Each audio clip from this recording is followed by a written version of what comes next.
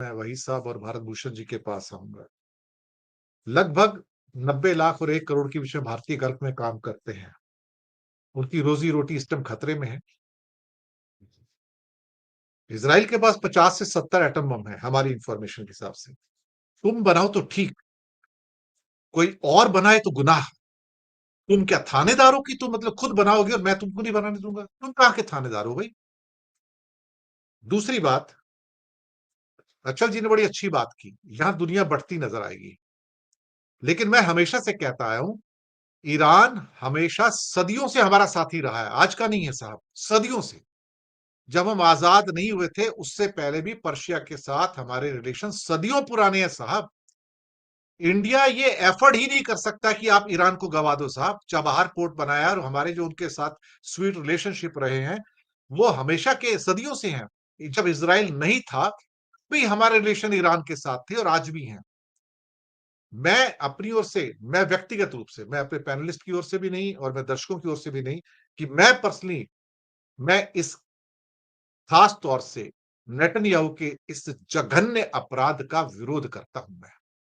और मैं इस घड़ी में ईरान के साथ खड़ा हूं। मैंने अपनी लॉयल्टी पहले से शो कर दी है।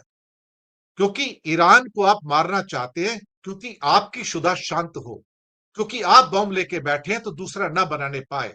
और ये हरी झंडी तो किसने दी? है हरी झंडी तो अल्टीमेटली ट्रंप ने दी ना रात को वहां पे कि तू जा अटैक कर।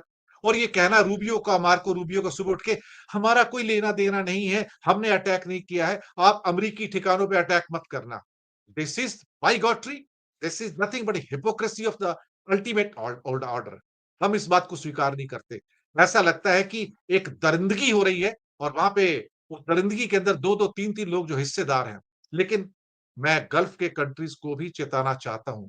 आज जो दूर बैठ के हाथ सेक रहे हैं ना, और वो सऊदी जो कहता है ये मेरा भाई है, वो कितनी बड़ी अपनी हिपोक्रेसी के अंदर है। अगर उसको लगता है तो फिर आज वो भी अपनी निष्ठा व्यक्त कर दे कि मैं किसके साथ हूं। यूएई का नायान साहब है, वो भी कर दे। कतर के अमीर भी कर दे किसके साथ खड़े हो। अदरवाइज तो फिर झुलसेगा तो सब झुलसेगा। और हाँ, इस चक्की में हम भी पिसेंगे साहब, और धुन की तरह नहीं, ऐसे पिसेंगे कि बच नहीं पाएंगे। प्रफुल्ल कोलख्यान साहब, अनम्यूट कर लीजिए सर। सर अनम्यूट कर लीजिए। सभी को नमस्कार। सर, स्थिति तो बहुत जटिल है और इसमें कोई शक नहीं है, जैसा अचल साहब ने कहा। सर ने बिल्कुल सही कहा, लेकिन मुझे लगता है कि दुनिया इस बार दो खेमे में नहीं बल्कि दो से अधिक खेमे में बटेगी। कम से कम तीन खेमा तो इसका सुस्पष्ट हमको दिख रहा है कि तीन खेमा तो इनके होंगे ही होंगे। अमेरिका लाख कहे कि नहीं, वो उसकी सह नहीं है, उसने सहमति नहीं दी है, लेकिन इसको कोई नहीं मानेगा, न मानता है। वो अपनी सफाई दे रहे हैं, वो देते रहे। यह बिल्कुल एकदम शीशे की तरह साफ बात है कि अमेरिका इसके पीछे है, क्योंकि इस समय में विश्व शासकों के ऊपर एक अलग तरह का पागलपन छाया हुआ है। और यह पागलपन अपने देश की जनता की समृद्धि के लिए, उसकी भलाई के लिए नहीं है, बल्कि अपनी सत्ता को बचाने के लिए है और अपने व्यक्तिगत अहंकार की पुष्टि के लिए है कि हम अपने व्यक्तिगत अहंकार को किस प्रकार से साबित करें, उसकी रक्षा करें। देखिए, दूसरा विश्व युद्ध भी जब हुआ था तो उसके कुछ ठोस कारण थे, और ठोस कारण के पीछे एक व्यक्तिगत महत्वाकांक्षा भी थी, और जिसने जो राष्ट्र के अपमान बोध को इतनी ऊंचाई दे दी, इतना उसको हाइप क्रिएट कर दिया। व्यक्तिगत महत्वाकांक्षा जब कभी राष्ट्रीय अपमान को एक ऊंचाई प्रदान करती है तो पूरी दुनिया के लिए खतरा तो पैदा हो ही जाता है। अभी अमेरिका में जो ट्रंप कर रहे हैं, या ट्रंप की जो स्थिति अमेरिका में है, वह भी बहुत डवाडोल स्थिति है। और वो लाख वहां पर कहें, लेकिन स्थिति उनके संभलेगी कि नहीं संभलेगी। इस समय जो संकट है पूरी दुनिया में, वो एक तो जो बाहरी युद्ध है, जो स्टेट टू स्टेट फाइट है, वो अलग है।